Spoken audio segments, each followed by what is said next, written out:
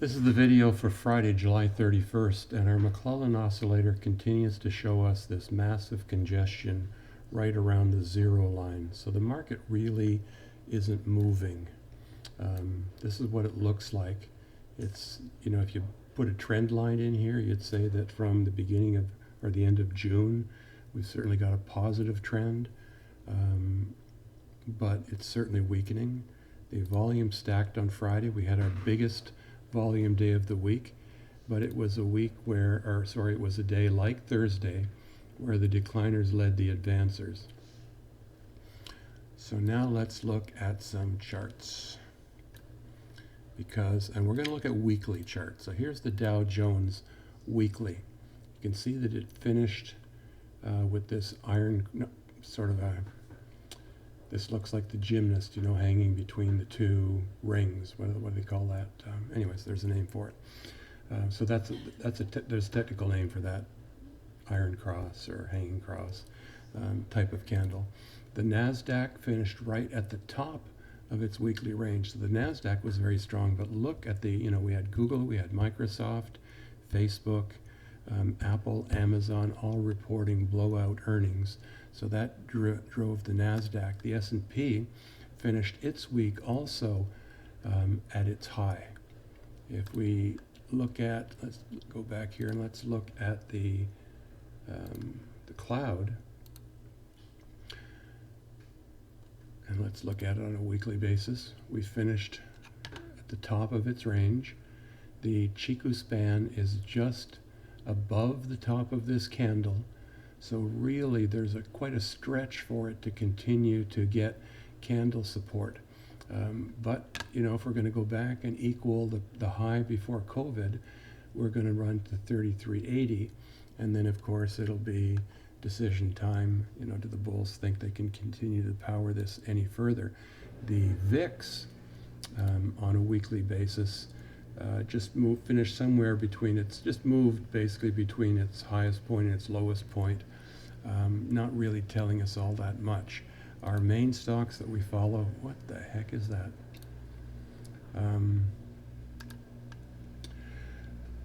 Apple's just been going great guns. This is what it looked like on a weekly basis, where it finished at the top of its range, and it's really heading towards this 431 or 200%. Now this is the Friday it's going to go to ex-dividend, and then someday next week, or the week after, it's going to split 4 for 1. So when that happens, I won't have any positions in Apple. I closed my 4 short puts, which did extremely well, of course, with the earnings. So, the combination of the 345 short puts that I closed on Tuesday and the 365 short puts that I closed on Friday really contributed to a really great week. So Apple's been awesome, but I would not be holding the stock until the split takes place and there'll be some reaction to that. Home Depot on a weekly basis finished in line with the previous week's high. Whirlpool is creeping up higher, so it had a pretty strong week. That's a pretty strong stock right now. The Chiku span is free, and the price is higher than where it was on COVID time. If we go back to this previous high, look at where we stopped.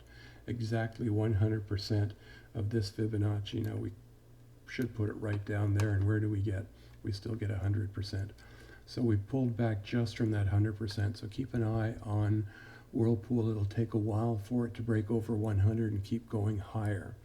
The banks overall, let's just look at some of the banks. Let's look at Goldman Sachs on a weekly basis, finished at the bottom of its range. JP Morgan finished at near the top of its range. Boeing looks like this on a weekly basis, and it's Fibonacci's, and it clearly had rejection at the 38.2 here back in early June, and now it's had rejection at 23.6. These are minor Fibonacci's, but the pain in Boeing continues. And I know that Andy said that he thinks that the pain is baked into the price. I'm not quite sure. I don't see the airline industry investing in any new airplanes, and the 737 MAX, it's just not coming back.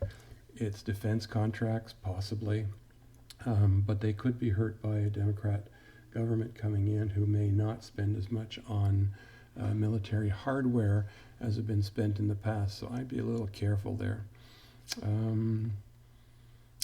The other stock we wanted to look at, Netflix, on a weekly basis, finished right in the middle, but well off of its highs. Tesla really finished at the bottom of its weekly range. Now it's had 1, 2, 3 successive weeks now of pulling back. Last one we'll look at is Walmart, and Walmart is also pulling back. And in a tight economy, Walmart shouldn't be pulling back. I continue to be skeptical in the market. Now I think I'm up to about 30% cash, and my Apple September stock is going to be called away on Friday or Thursday night because the short calls are in the money.